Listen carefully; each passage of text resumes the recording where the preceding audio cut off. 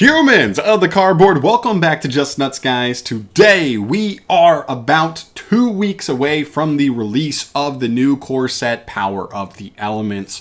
In that set, we get a new card called ARTEMATE Slay, shown here on the screen.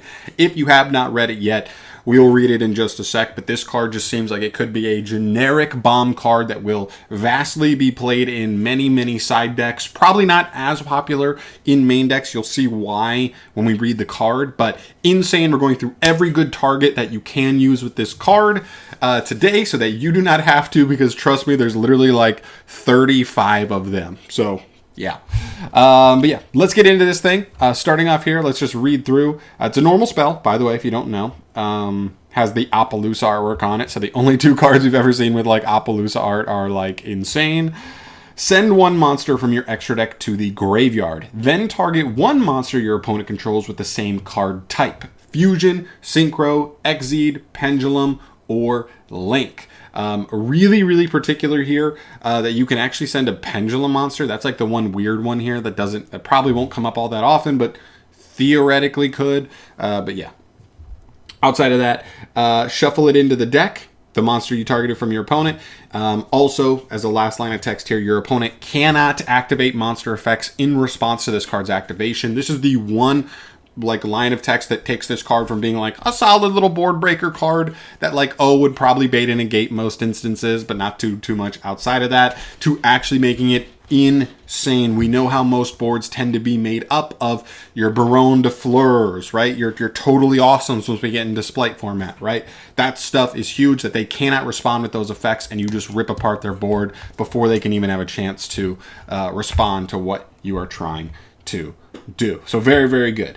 The reason this card obviously probably won't see much play in, not a ton of play. I bet you will see some people do it when you're very hard building for like a very specific metagame. But it's this, like, one, you need extra deck space to fit the most important targets here, depending on the format, which in most scenarios will probably be Fusion, Link, Synchro, and maybe Exceed, but Exceed's a more specific format kind of target there. Pendulum, because you have to send from extra deck, you can't just Foolish Burial a Pendulum monster from your deck like Darkworm or something. That would be insanely broken for this card, but I get why you can't do that. Plus, not a lot of people are ending with a Pendulum monster on their board anyway. You have to target that type of monster to do this. So there you go. I mean, just makes more sense as a side deck card once you know the deck you're playing against, know that you have the right target for it. That's when you side it in going second. So let's get into this thing, okay? Let's start off with the best line of targets. It's going to be fusions. This is hands down the best line of targets, and then we'll kind of go in order, except that I do think links are better than exes, but we'll go in order of chronologically when these types of monsters were revealed. So starting with fusions, starting off with the Albaz cards, you have Alba Lenatus. On the end phase of the turn it's sent to the grave, it adds you a poly or a fusion spell, normal spell from your deck to your hand. That's pretty good, a lot of fusion decks, but it is slow, right? That's the one problem with the Albaz cards. All these Albaz fusions is they're getting you something on end phase. So it is slow, but it does give you follow-up. Breaks apart your opponent's board a little bit, but also guarantees you follow-up on the end phase to make sure you're going to, as long as you don't die on the next turn, you're going to grind really hard. Albion, same thing. You get to set a branded spell or trap directly from the deck on end phase. And then you get to Brigand, Sprint, and Titanic Lad. All on the end phase can either add or special summon one of their archetype cards. So either special summon a Tri-Brigade straight from deck, special summon a Spriggan straight from deck, or special summon a Titanic Clad or Albaz. That's the other good thing about these two, is you could just summon Albaz on the end phase, depending on what your opponent still has on board, and then maybe like fuse into a Mirror Jade, right, to like finish the breaking of their board. But of course they have to have an extra monster on the field. They have to have no more interruption for the Albaz, but that could be a route to go. Other than that, I do think Titanic Clad's the best one here, because you have the possibility of like summoning an Ecclesia and then Ecclesia searching Fleur de Lis. That way you like are getting yourself interruption for your opponent's next turn. If you're not going to kill them, it does still get you into an interruption, whereas the other ones are more so follow-up. Unless you're doing the Albaz into Mirror Jade play with the other ones. So, just important to note. Moving on here, we have Borload Furious. This gives you the possibility of reborning a Dark Link monster, but it can't activate its effects, but helps you play through Interruption, get a lot of Link material on board to keep popping off. Interesting. Apt Cologne and Construct. Apt Cologne specifically searching a Shadal card from deck and then sending a card to grave, specifically for maybe a deck like Tearalaments, where like then you also pitch a Tearalement from hand on this card's resolution to then trigger its effects to get a fusion potentially, and maybe you search something like Schism with this effect, which you can set and then have again a way into window on the opponent's turn. I think Apt Cologne would apply more so than Construct, because Construct would just add from grave back to hand, so you would already have to have something established, but I figured I'd mention it here. Intis, one of the best targets here, hands down, probably the best fusion target, all things considered. You send it, you target another card and destroy it, so you're outing a monster in a way your opponent can't respond with monster effects. Then you're triggering another effect to pop something, where if the fusion monster you outed was a negate, they most likely might not have another negate, and then you are either baiting a second negate with Intis or just straight up popping something else, whatever you want. Absolutely the best target for sure. Then you get in all the fossil cards for fusions. This guy lets you add Fossil Fusion from grave by banishing itself. So this is more specific to a fossil deck, but kind of cool. This could be a main deck card in a super heavy fusion format for a fossil deck. Skull Buggy, this lets you banish it from grave to add any monster that lists Fossil Fusion in its text. Again, so either searching Fossil Fusion or any card that lists it. That's pretty good utility to get you into your engine after like breaking a part of your opponent's board going second. Then you have Skull Wagon. This card just banishes itself to pop or spell or trap. It's a slow pop, so it's not like Untis, but that can matter. If your opponent's going to end on a floodgate anyway or something, right? You could send, out a monster from their field, send this, and that means after everything resolves, you then also get to pop the floodgate. That could come up. Skullbone, this card banishes itself to add specifically Time Stream, another fossil card. Just those three main ones, those searchers, are kind of just more specifically to fossil itself and not other decks, but still worth mentioning. And then Skull Knight. So this is like Untis, but in the same form of Skull Wagon, where it's just slow. So if your opponent didn't have something on field immediately to pop with this, you could kind of hold this until you're ready and you think it's the most opportune time on your turn to pop a monster. Very solid. Moving on from there, we have Chimera Phlasia. On the next standby phase, after this card is sent to the graveyard, you can add a poly spell or a fusion spell. Keep in mind, this is any spell. It doesn't have to be a normal, like Alba Lenatus. So you can actually add like super poly, which is pretty interesting. Then we get to this stuff. I believe this is the only applicable one, because the other ones need to be like sent when after they've been fusion summoned or something, or one of them reborns itself, which you can't do because it would have never been summoned correctly in the first place. But this is the Tearalaments target here. I believe this card just says if it's sent to grave as card effect, mill 5 cards. So you don't even have to play this in Tearalaments. You could play this in any deck that kind of just has a lot of good graveyard synergy. That way you just get to mill a ton of your cards, which is actually pretty insane. Just get you into like potentially a bunch of like free engine pluses. So this card could be definitely insane, but specifically in Tearalaments, get more mills, fire off multiple fusion effects so that your opponent may not have enough to respond, especially once you've already outed one of their fusions. Very, very strong here.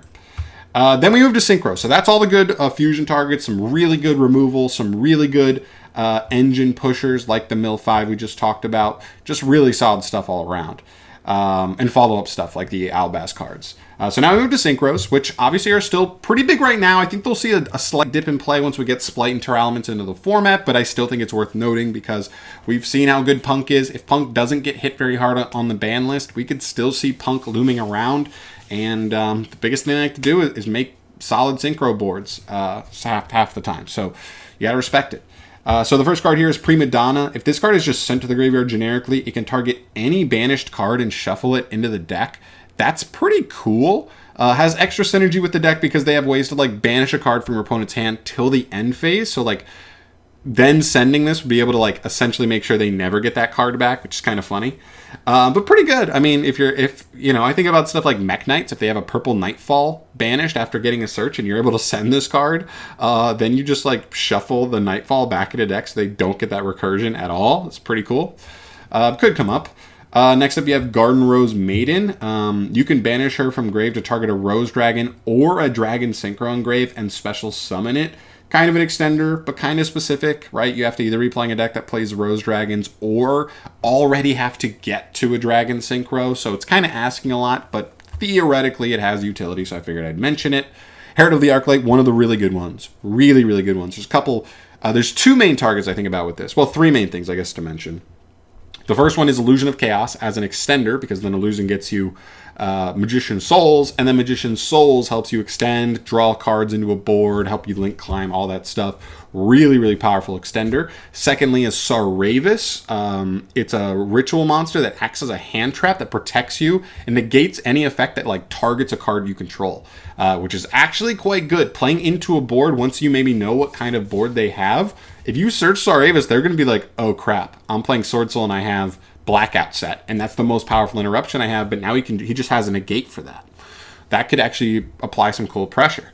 And the last thing would just be if you're already playing a ritual deck, you know, you're playing Drytron, you're playing Nekroz, you're playing Libromancer, you know, just if this just fixes your hand by getting you whatever it is, Ben 10 or your Libromancer ritual or whatever, you know, this could be pretty good. Or you're going second, presumably, get the Drytron ritual, like that's pretty solid. So definitely take that. Chambara, specifically to Speedroids, it adds a banished Speedroid card from back to hand. Fine, solid. Captain Roland, this one's also very, very niche, but like theoretically you could send this if you didn't have a combo line in Infernoble to get to this.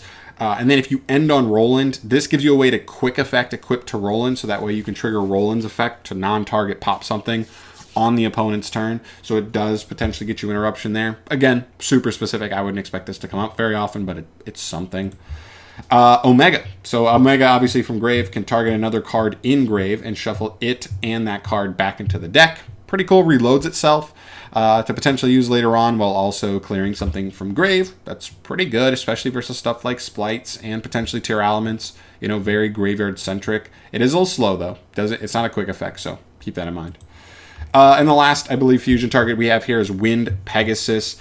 This card's huge. It says if your opponent destroys any card you control, you can banish this card from Grave to target a card your opponent controls and shuffle it into the deck. So that is really nice. Not technically protection, but it is a very scary punish for a lot of decks that just says, go ahead and destroy something on my board.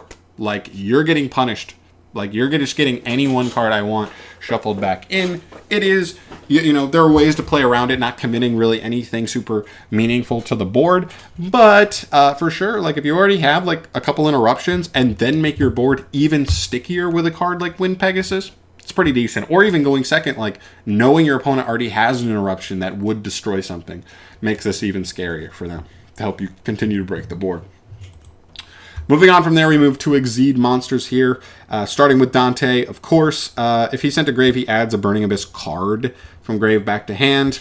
More utility in like pure Burning Abyss decks, but you know, it's something worth mentioning if there are like heavy Exceed decks in the format.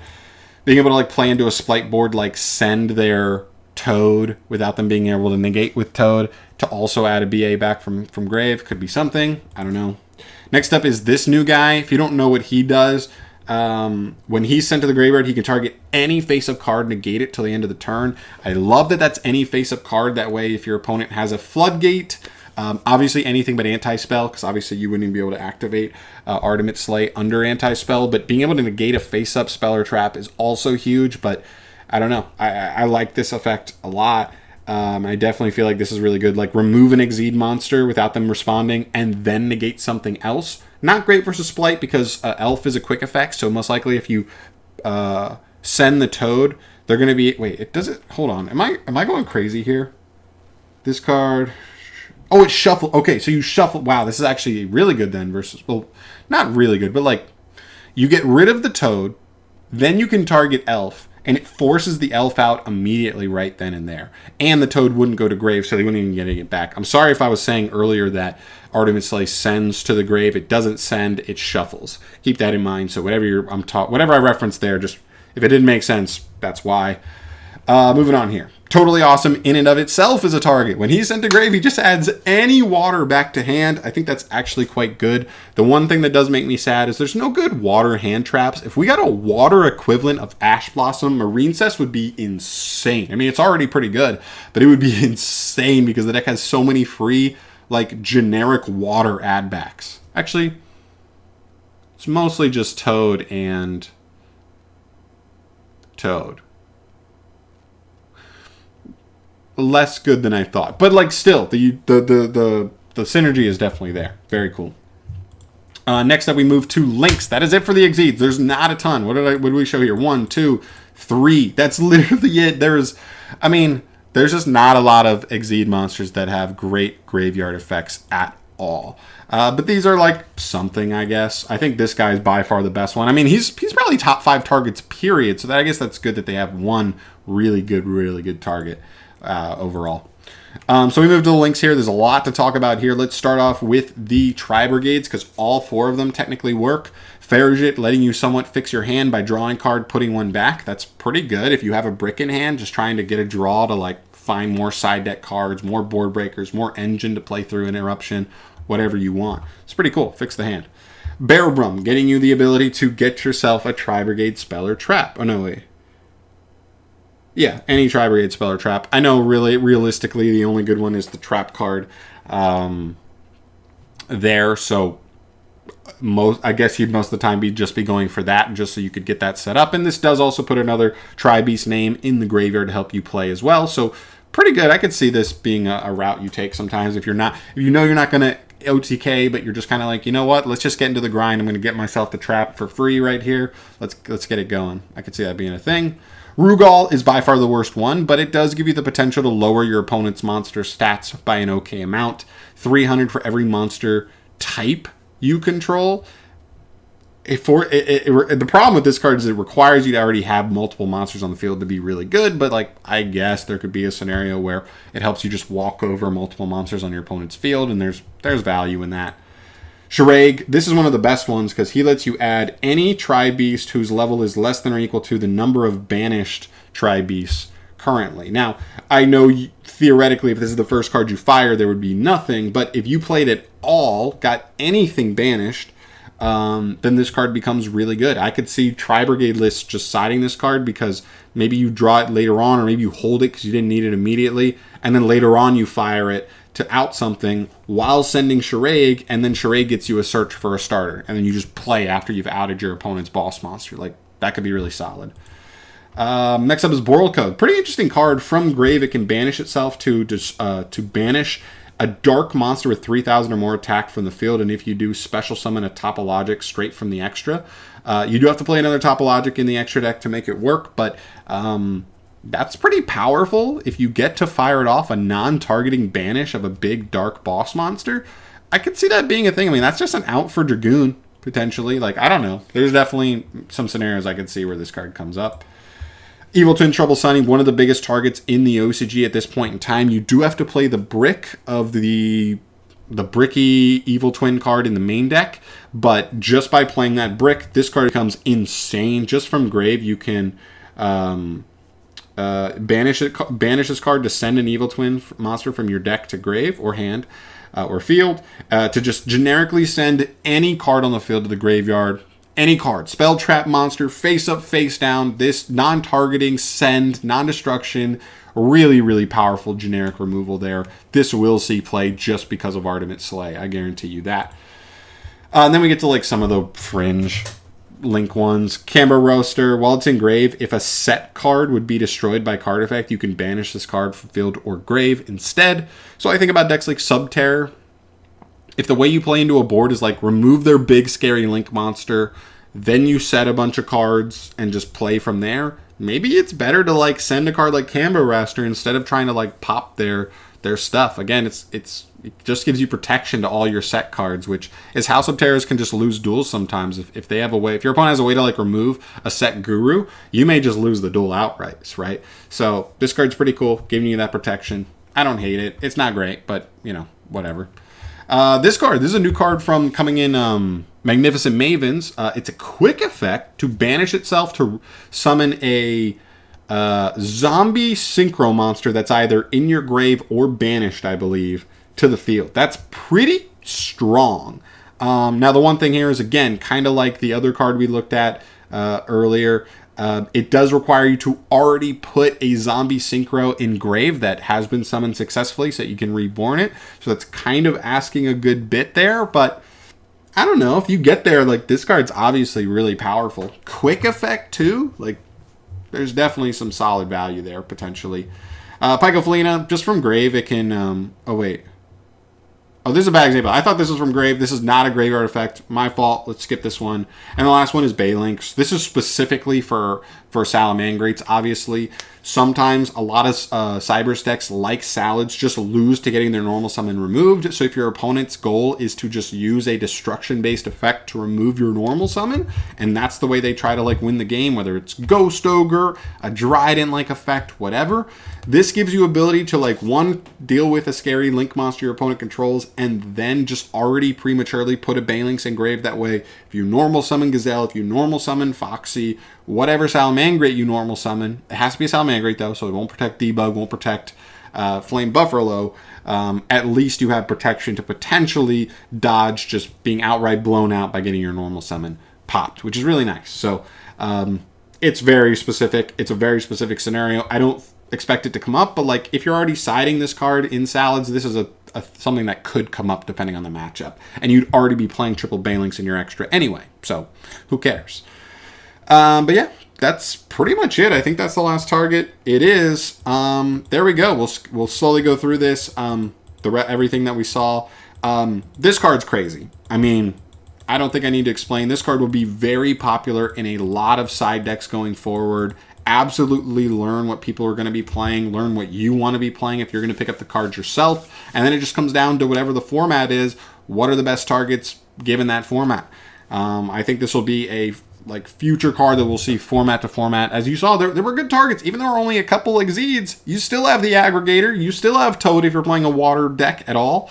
And like that could be good enough to still play it in an Exceed format. So really, really good stuff. Really crazy card. Let me know in the comment section down below, guys, by the way, your thoughts on this card. Also, if there's anything I missed. I mean, I kind of skimmed through every extra deck monster in the game. So there might have been a couple things where I just didn't realize had decent graveyard effects because they've never really seen play. Let me know if there's anything I particularly missed, as well as your feelings on ARTEMATE Slay going forward. This is probably the biggest chase card aside from just Splight and or Tier Elements and or Starlight rare cards in the new Power of the Elements set. I will be looking to pick this up for sure, and I think you should too if you want to play in the future competitive formats. But yeah.